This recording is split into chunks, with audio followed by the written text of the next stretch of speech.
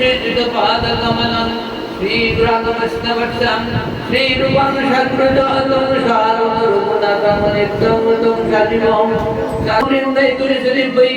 केशवर्षुषं कृष्णभक्तिप्रतिदिं विशुद्धवृत्तये नमः नमः मन्थागलबधुर्वर्षं पतितानं पावनेभ्यो वैष्णवेभ्यो नमो नमः वन्दितं राधिकानाथं करुणामृतदर्शिनं जातिकृपलब्धमत्रं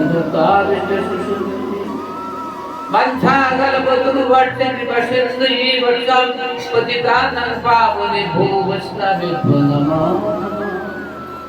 सर्वधर्मान् परित्यज्य मामेकं शरणं व्रज अहं सर्वपापेभ्यो मोक्षाय शरणमाश्रयामि परित्राणाय साधनाय विनाशाय दुष्कृतं धर्मसंस्थापनार्थं सम्भवामि द्विजे हरे नाम एव केवलं कलौ नस्तेव बुद्धिरं सुखाम् अनार्पित चरिचिराजगरनावलिन्न कलो सुमार्पयित बंधु तुजलराशं शपथं श्रियं हरि प्रटुन्नर दुति कर्म संनिवितं सदा हृदय स्कंदरे स्फुरतुवसुषिनन्दनं मन्थागलबधुर्वर्षे विवशन्नैति वर्षं पतितानं पावनेभ्यो वैष्णवेभ्यो नमः जय श्री गुरुदेव जय श्री गुरुदेव जय श्री गुरुदेव नित्यानंद जय द्वैत चंद्र जय गौर भक्त वृंदम भक्त गोष्ठी सहित चैतन्य जय जय सुनिले चैतन्य कथा प्रेम जय सुनिले चैतन्य कथा प्रेम जय श्री चैतन्य प्रभु मरे जगन बानी कहा यार কিছু नहीं श्री कृपा सिंधु प्रभुपाद हृदय विलास गुरगान आशा करे तार दिन बांछा गलबधुरु वर्षे कृपा सिंधु ये वर्षम पतितानं पावनेभ्यो वैष्णवेभ्यो नमः हरे कृष्ण कृष्ण कृष्ण हरे हरे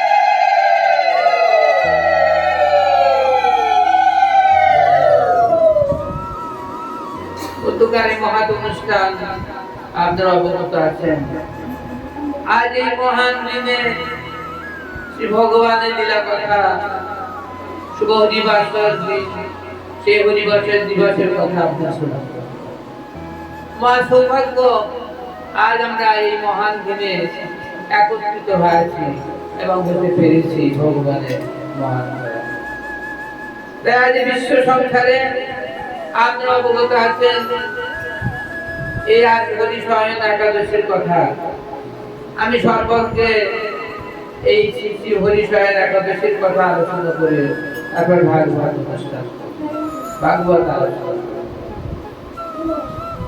এই মহান দিন একদিন শ্রী যুধিষ্ঠির পাণ্ডব প্রধান যুধিষ্ঠির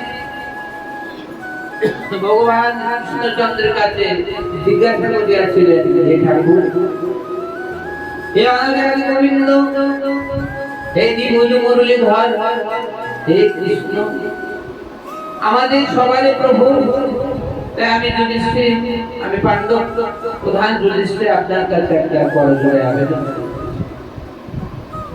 যে এই আষাঢ় শুক্লপক্ষে একাদশী আসছে এই শুক্লপক্ষের একাদশী কি জন্য নাম এবং এই একাদশী কেন করিতে হয় না করলে কি সমস্যা হয় তাই একবার আপনি আমাদের কাছে বা আমার কাছে বর্ণনা করুন এই একাদশী কেমন এই একাদশী করলে না জানে কি ফল হয় যে পার্থিব জগতে কেমন ফল প্রাপ্ত হইবে আপনার একবার আলোচনা আমরা সবাই শুনতে চাই কৃষ্ণ আপনার শ্রীমুখে তাই ভগবান কৃষ্ণ বলিলেন, হে ধর্মরাজ যুধিষ্ঠির, এই শুভ একাদশী আর কিন্তু হরিশায় একাদশীর কথা আপনি শ্রবণ করুন।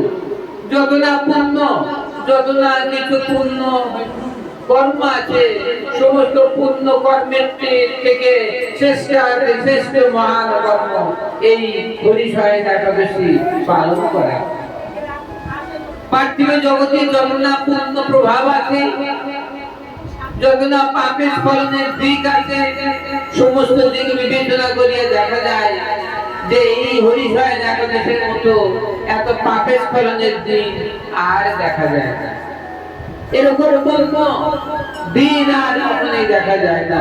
শ্রী হরিশায় যে দিনে ভগবান কৃষ্ণ অনন্ত শয্যায় শয়ন করিয়াছিলেন, সেই জল শয্যায় শয়ন করিয়াছিলেন যে ভগবান জলের উপরে, আপনারা জানেন সেই ভগবান কৃষ্ণ বাসুকি নাগের উপরে শয়ন করে আছে। এখানে দেখেন, এখানে সংসার মাঝে ভগবান কৃষ্ণ পার্থিব জগৎবাসীর উদ্ধারের জন্য বিভিন্ন লীলা করিয়াছেন। সেই লীলা পুরুষোত্তম ভগবান কৃষ্ণ ব্রজেন্দ্রের মধ্যে বলরাম যিনি সংকর্ষণ, তিনি অনন্ত সজ্জা তৈরি করিয়াছেন। সেই অনন্ত সজ্জায় শয়ন করিয়াছেন। এখানে হরিশায় একাদশী যত না পুণ্য দিন আছে, যত না পার্থিব জগতে যত না কিছু আছে, সেই হরিশায় একাদশীর উপরে আর কোনো একাদশী দেখা যায় না। এই হরিশায় একাদশীতে আমরা সবাই একত্র হয়ে এই একাদশী পালন করব, তাহলে আমাদের আর কোনো পার্থিব জগতে আমাদের আর কোনো জন্ম হইবে না। তাই যে সংসার মানে এই হরিশায় একাদশী ভগবান কৃষ্ণচন্দ্র যুধিষ্ঠির বললেন, এই ধর্মরাজ, এই একাদশীর কথা সর্বপ্রথম ব্রহ্মা নারদ মুনিকে বলিয়াছিলেন। ব্রহ্মা নারদ মুনিকে যে কথা বলিয়াছিলেন, আমি সেই কথা পুনরুক্তি করিতেছি। এই হরিশায় একাদশীর কথা স্বয়ং ব্রহ্মা চতুরানন ব্রহ্মা, সমন্বিত ব্রহ্মা, আমাদের সবার সৃষ্টিকর্তা যে ব্রহ্মা, ওই ব্রহ্মা তার বড় পুত্র নারদ মুনিকে এই হরিশায়ের কথা আলোচনা করিয়াছিলেন। তাই ভগবান কৃষ্ণ বললেন, হে মহারাজ, হে ধর্মরাজ যুধিষ্ঠির, আপনি সেই হরিশায়ের একাদশীর কথা আপনি জানেন যা ব্রহ্মা বলিয়াছেন। এই দিনে সংসার মাঝে এই অনুপূর্ণ একাদশী, এই অনুপূর্ণ দিন আর কোথাও দেখা যায় না। তাই বলিয়াছেন, নার শব্দ জল বোঝায়, আর নারায়ণ মানে ওই জলে যিনি শয়ন করিয়া থাকেন, ওই জলের উপরে যিনি শয়ন করিয়া থাকেন তিনি নারায়ণ। পার্থিব জগতে সেই নারায়ণের মহিমা, এখানে সংসার মাঝে ভগবান সেই মহিমা জগৎবাসীরা বহন করে চলিয়াছে। তাই এই হরিশায় একাদশীর একটা প্রমাণ বা একটা কাহিনী আছে, যে কাহিনী দ্বারা হরিশায় একাদশীকে মূল্যায়ন করা যায়। তাই ভগবান কৃষ্ণ বলছেন, শ্রবণ করুন, এই ধর্মরাজ যুধিষ্ঠির, এই যে আষাঢ় মাসে শুক্লা পক্ষে যে একাদশী সংগঠিত হয়, ওই একাদশীর নামই আপনার শয়ন একাদশী। শ্রীহরি ওই দিনে শয়ন করেন। কত পবিত্র দিন, এই পবিত্র দিনের কথা আপনি শ্রবণ করতে থাকুন। এখন এই মহাপ্রভুর একটা কাহিনী আছে। আপনারা জানেন, তদানীন্তন সেই সময় মান্ধাতা নামে একটা মহান রাজা ছিলেন। তিনি হচ্ছেন সেই মান্ধাতা হচ্ছেন রাজাধিরাজ, এবং সেই মান্ধাতা মহান একজন মহারাজ।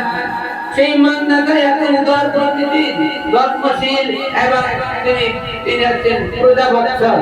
প্রজাবৎসল যে মান্ধাতা মহারাজ, তিনি সদা সর্বপ্রথম প্রজাদের নিজের পুত্রের মতো পালন করেন। এবং সেই মান্ধাতা রাজ্যে কোনো অমঙ্গল ছিল না, কোনো দুঃখ ছিল না। মান্ধাতা রাজ্যে কেউ না খেয়ে থাকতো না, কারো অভাব ছিল না, এবং কারো মনে কোন রকম কষ্ট থাকতো না। যেমন রাম রাজ্যে কারো কোনো কষ্ট ছিল না, ওইরকম মান্ধাতা রাজ্যে কারো কোনো কষ্ট হতো না। সেইভাবে মান্ধাতা মহারাজ সবার দিকে লক্ষ্য করতেন, ছোটখাটো সমস্ত প্রজার বাড়িতে বাড়িতে যেতেন, কার কি সমস্যা নিজে মোকাবেলা করতেন, তাই কোনো কার কষ্ট ছিল না। সবাইকে তিনি পুত্রবৎ লালন পালন করিয়াছেন। তার রাজ্যে কোনো অভাব ছিল না, কিন্তু কালচক্রে কখন কি হয় বলা যায় না। সেই কালচক্রে একদিন মহারাজ মান্ধাতা পড়ে গেলেন এবং 2 বছর যাবৎ তার রাজ্যে কোনো বৃষ্টি হয় না। আপনারা জানেন যে বৃষ্টি যদি না হয় তাহলে ফসল উৎপন্ন করা যায় না, আর ফসল উৎপন্ন না হলে জগৎবাসী এবং রাজ্যবাসী প্রজাবর্গ কিছুই আহার করতে পারে না। তাই প্রজাবর্গ বহু কষ্টে আছেন যে মহারাজের যে রাজ্যে কোনো অভাব ছিল না, সেই মহারাজের রাজ্যে আজকে অনাবৃষ্টি আছে। তাই সমস্ত প্রজাগণ মহারাজকে বলে, হে মহারাজ, কি জানি কি কর্মের কারণে আজকে বর্ষা বা বৃষ্টি হচ্ছে না, 2 বছর কাল আমাদের বৃষ্টি হয় না, যার ফলে আমরা ফসল উৎপন্ন করতে পারছি না। আমরা সবাই এখন প্রায় অনাহারি অবস্থায় আছে। অনেক ব্যক্তি অনাহারি অবস্থায় চলে গিয়েছে রাজ্য ছেড়ে।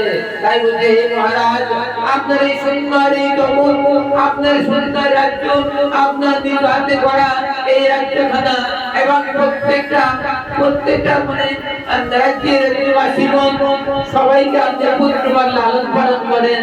সেই আপনার সেই সুনামধন্য হে মহারাজ, আপনার সুনন্দ সেই সমস্ত প্রজাগণ আপনার রাজ্য ছেড়ে চলে যাচ্ছে, কারণ বৃষ্টি হচ্ছে না, ফসল উৎপন্ন করা যাচ্ছে না। তাহলে আর কিভাবে তারা আপনার রাজ্যে বসবাস করবে?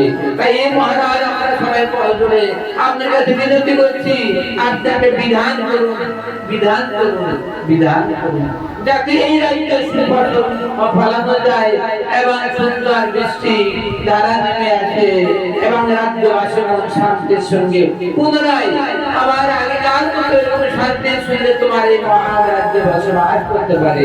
হে মহারাজ, আমরা সবাই আপনার দ্বারস্থ, আমরা আর পারছি না, অনাহারি অভাবে আর কত সময় কতদিন আমরা কাটাতে পারি। হে মহারাজ, আপনার মতো মহারাজ জগতে দুর্লভ, কিন্তু কেন কেন আমাদের এত কষ্ট হচ্ছে?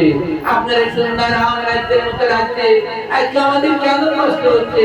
কি জন্য একবার আপনি প্রতি দেখুন। তখন মহারাজ বলছে, সত্য, হে প্রজাবর্গগণ, তোমরা যা বলছো সেটাই সত্য। আমি এটা প্রতি দেখবো কেন আমার রাজ্যে সুন্দর বৃষ্টি হচ্ছে না, এবং এই বৃষ্টি না হলে তো ফসল উৎপন্ন করা যায় না, আর রাজ্যে দুর্ভিক্ষ নেমে আসে।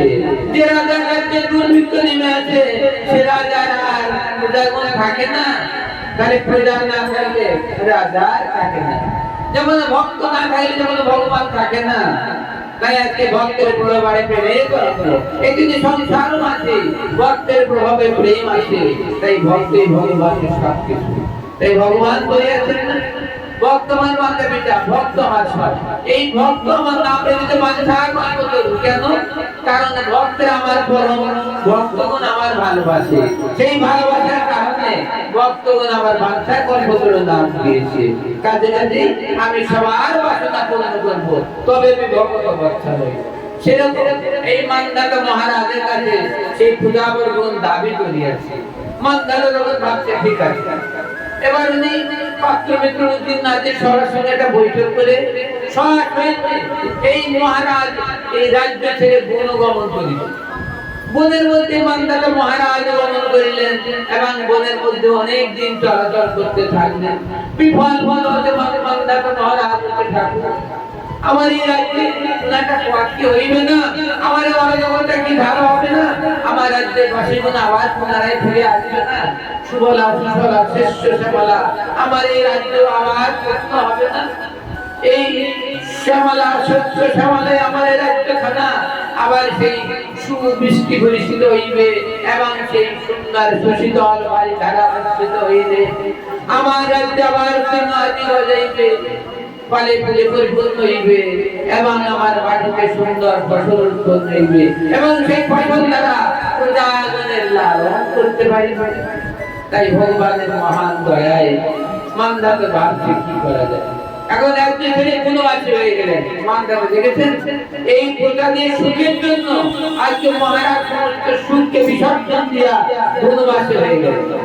বনবাসে অনেকদিন বনে ভ্রমণ করছে, করতে করতে করতে করতে ভাবছে তাই তো কোথায় যাই, কোন মহামুনি আছে যে আমার এই সমস্যার সমাধান করতে পারে। তাই চলতে চলতে একদিন অমিত নামে সেই ব্রহ্মার পুত্র অমিত, যার নাম অঙ্গিরা মহামুনি, সে অঙ্গিরা মহামুনির সঙ্গ পেলেন। তাই তিনি মহারাজ অঙ্গিরা মহামুনির চরণে শরণাপন্ন হলেন এবং বললেন, হে মহামুনি, হে ধর্ম অবতার, আমি মান্ধাতা, আমার রাজ্যে বড় কষ্ট হচ্ছে। তাই মহামুনি বললেন, মান্ধাতা, তোমার রাজ্যে আমি শুনেছি সুফলা শস্য শ্যামলা, তোমার রাজ্য নাকি পরিপূর্ণ হয়ে আছে ধর্মে, তোমার রাজ্যবাসীদের কারো কোনো দুঃখ দৈন্যতা হয় না, সবাই পরম সুখে বসবাস করছে, তোমার রাজ্যে কোনো অভাব হয় না। আবার তুমি সেই মহারাজকে গৌরবপুত ভাসে এই গভীর অরণ্য মাঝে আমার চরণে পড়িয়াছো কেন? কি কারণে তা বলতে? আমার রাজ্যে কি অপরাধ আমার হয়েছে, কি কারণে আমার রাজ্যে বৃষ্টি হচ্ছে না এবং সুফসল উৎপন্ন হচ্ছে না, আপনি একবার দেখুন। তখন মহামানব বললেন, ঠিক আছে মহারাজ, আপনি সন্তুষ্ট হন, আপনি বসুন, ব্যস্ত হবেন। ব্যস্ত হওয়ার প্রয়োজন নাই, ভগবান আপনারা চলাটা বিধান। দেখি তো এইবার সেই মহামুনি অঙ্গিরা মহামুনি ধ্যানস্থ দেখলেন একটা সমস্যা, বলছেন, মহারাজ বুঝতে পেরেছি আপনার রাজ্যের সমস্যা, তা শ্রবণ করুন কি সমস্যা আপনার রাজ্যে। বলে দেখুন, এই রাজ্যে যত ব্রাহ্মণ আছে না, ওই ব্রাহ্মণরা বেদ পাঠ করে, ওই ব্রাহ্মণরা বেদ জানেন ব্রাহ্মণ, এবং ব্রাহ্মণরা অনেক ধর্মবিদ হয়, এবং ব্রাহ্মণরাই যজ্ঞ করতে পারে, এবং ব্রাহ্মণের ধ্যান করতে পারে, ব্রাহ্মণের এরকম অধিকার দেওয়া আছে। কিন্তু একটা সমস্যা দেখা যায় যে তোমার এই রাজ্যের মধ্যে আর একজন ব্যক্তি যে ব্রাহ্মণ নয়, শূদ্র, একজন শূদ্র তোমার এই রাজ্যে সাধন করছে, তার সাধনে তেজে তোমার রাজ্য স্তব্ধ হয়ে যাচ্ছে। সেই একজন ব্যক্তি সাধন করছে তোমার রাজ্যে বসে, যা ব্রাহ্মণদের করা প্রয়োজন সেটা ব্রাহ্মণবাদে শূদ্র সেই সাধন করছে, না জানে কত না শক্তি তার আছে। সেই শূদ্রের সাধনাতে যে তোমার রাজ্য মানে তোমার রাজ্য না কাঁপছে, তোমার রাজ্য না টলমল টলমল করছে, সেই শূদ্রের সাধনার এত তেজ। মহারাজ, বিধান আছে রাজ্যের ব্রাহ্মণগণ সাধন করা, কিন্তু ব্রাহ্মণবাদে একজন শূদ্র সাধন করছে, না জানে তার প্রভাবে এই রাজ্যের কি ফল। একটা পথ দেখা যায়, হে মহারাজ, আপনি ওই যিনি সাধন করছেন ওনাকে হত্যা করতে পারবেন? সে কি যিনি সাধন করছেন, যার সাধনের তেজে আমার রাজ্য টলমল করছে, তাহলে সে কত গুণগ্রহী, কত তেজস্বী সেই মহামানব যিনি সাধন করতে ভগবান, আর আমি তাকে হত্যা করবো? তাহলে হ্যাঁ, যদি আপনি আমাকে হত্যা করতে পারেন তবে রাজ্যে আপনার একটি সুন্দর বৃষ্টি সুফসল দেখা যাবে। তা বললে, দেখুন এই মহামানব, আমি মহারাজ মান্ধাতা, আমি মহারাজ মান্ধাতা, আমি আপনার এই বাক্য শ্রবণ করে আমি রাখতে পারছি। যেহেতু আমি প্রজাগণ আমার পুত্র সম, তাই যিনি সাধন করছেন তিনি আমার পুত্র সম, তিনি আমার পুত্র সম, আর সেই মহাজ্যোতির্ময় মহাসাধকে আমি হত্যা করতে পারি না। তাই এই কথা বাদে আর যদি কোনো কথা থাকে একবার আপনি বলতে পারেন, তাহলে একবার আমি বুঝে দেখতে পারি যে এই যদি সংসার মাঝে সেটা পালন করা সম্ভব কিনা। এখন যখন এই কথা বললেন মহারাজ মান্ধাতা, তখন সেই মহামুনি অঙ্গিরা মহামুনি বলছেন, আচ্ছা দেখছি আর কি করা যায়। তখন গভীর ভাবে চিন্তা করে বলছেন, হে মহারাজ, আরেকটা পথ আছে, যদি আপনার এই সাধককে যদি হত্যা করতে না পারেন, তবে আপনার জন্য আরেকটা পথ আছে, সেই পথটা শ্রবণ করুন। তা বলতে এই মহামণি বল এই হত্যা লীলা বাদে আয়োজনের কোনো পথটাকে আমার পাবলিশ করা দেন, আমার হাতে সুন্দর ফসল উৎপন্ন করার জন্য এবং সুন্দর সৃষ্টি দেওয়ার জন্য। যদি আল্লাহ পথটাকে একবার আপনি ব্যক্ত করুন, আমি তার জীবন দিয়ে আমার জীবনের বিনিময়ে আমার প্রজাদের সুখের জন্য জীবন দিতে বাধ্য আছি।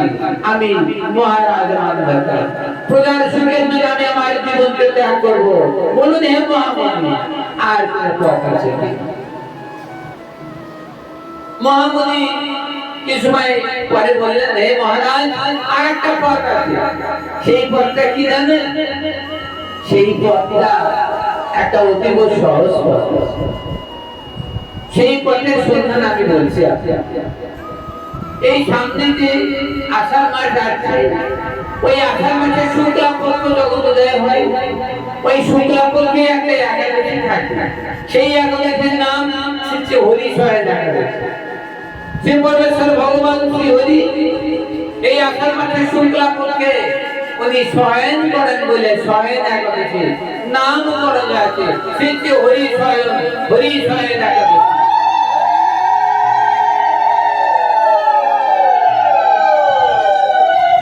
তাই আপনি যদি এই হরিশয়ের একাদশী যদি আপনি পালন করতে পারেন রূপে, তবে আপনার রাজ্যে সুন্দর বৃষ্টি দেখা দেবে এবং সুফল উৎপন্ন হইবে, এবং যে সম্প্রদায় আপনাকে ছেড়ে চলে গিয়েছে ওই সমস্ত প্রজা আবার তোমার রাজ্যে ফিরে আসবে এবং স্বচ্ছ শ্যামলায় পূর্ণ হইবে তোমার রাজ্যখানা। দেশবাসী কত পরমের কন্যায় আনন্দ পাইবে, তোমার প্রজা আনন্দ পাইবে। ঠিক আছে, এই ব্রত আপনি পালন করুন। তখন মহারাজ বলতে, এই মহামণি, আপনার বাক্য শুনে আমি সেই আষাঢ় মাসে শুক্লা পক্ষে যে একাদশী উৎপন্ন হয়, আমি একাদশী সপরিবারে আমরা সবাই করি। পরিবারের দ্বারা সবাইকে একাদশী করতে হয়। যদি পরিবারের মধ্যে দুজন একাদশী করেন আর তিনজন যদি অন্ধ পেয়ে থাকেন, তাহলে কিন্তু সেই পরিবার ঠিক পরিবার নয়, কারণ ওই পরিবারে পাপ হয়েছে। আপনার দুজনের পূর্ণে কতদূর অগ্রসর হইবে?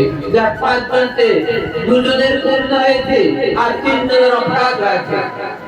তা শুক্ল বস্ত্রে বসে বিন্দু বহুনা লুকায়, সাদা কাপড়ে একটা কালো দাগ যদি আছে, দূর থেকে চেনা যায় যে কালো দাগ কেমন। তাই আজকে বৈষ্ণবদের হৃদয় খানা ওরকম পবিত্র, বৈষ্ণবদের দেহ খানা পবিত্র। তাই ভগবান কৃষ্ণচন্দ্র সেই পবিত্র দেহের সঙ্গ দেওয়ার জন্য ভগবান কৃষ্ণ এই ভৃগুরামে পদচিহ্ন ধারণ করিয়াছে। আপনারা তো পুরাণের কথা জানেন। তাহলে আজকে সেই মহান ব্রত তাহলে কেমন এবার বুঝে দেখুন। এখন এই দিন মহারাজ আমি এই দিন একাদশী করব, যে একাদশী ভাবে আমার উন্নত হইবে, আমার বংশ সবাই মানে মহাবিভাগের উদ্ধার হইবে, জগৎবাসীর উপরে ত্রাস হইবে। তাই একটা উনি বলতে থাকলেন, এই মহান একাদশীর সবকিছু মহারাজ সেই মহামণি অঙ্গিরার কাছ থেকে শিখে নিয়ে এখন একাদশী পুঙ্খানুপুঙ্খে পালন করছে। কি একাদশী? সে হরিশয়। এখন সে হরিশয় একাদশী দিনে পুঙ্খানুপুঙ্খে পালন করলেন এবং সময় মতো পালন সেরে দিলেন। সেই পালন কিন্তু একাদশীর হইতে থাকা যেমন সহজ তেমনি কঠিন আছে, কিন্তু পালন রক্ষা করা অনেক সময় দেখা যায় যে পালন রক্ষা করা যায় না।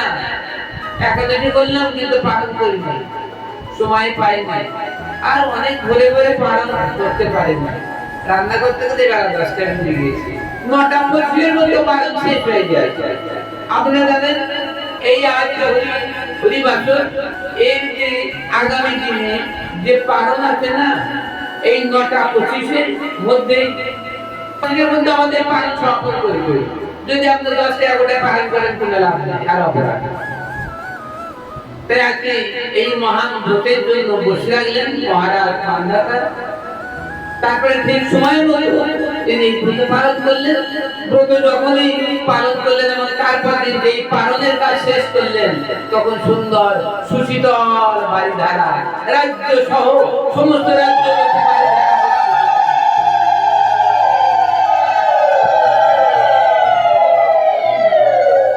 এই শুষ্ক রাজ্যের উপরে যখন নবমেঘ উদয় হয়েছে এবং বারিধারা বর্ষিত হচ্ছে, তখন সবাই শান্ত হয়ে গেলেন, সবার মন শান্ত হলেন, সবাই জানলেন তারই আজ মান্ধাতা রাজ্য আবার পুনরায় ফল ফুলে ফিরে।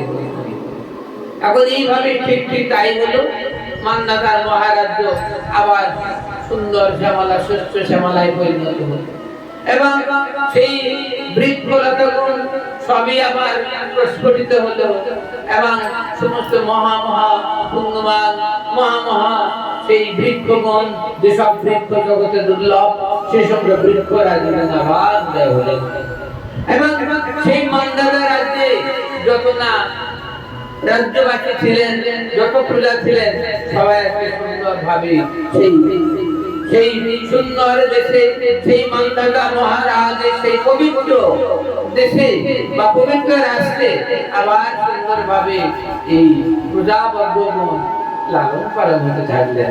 সেই মান্ধাতা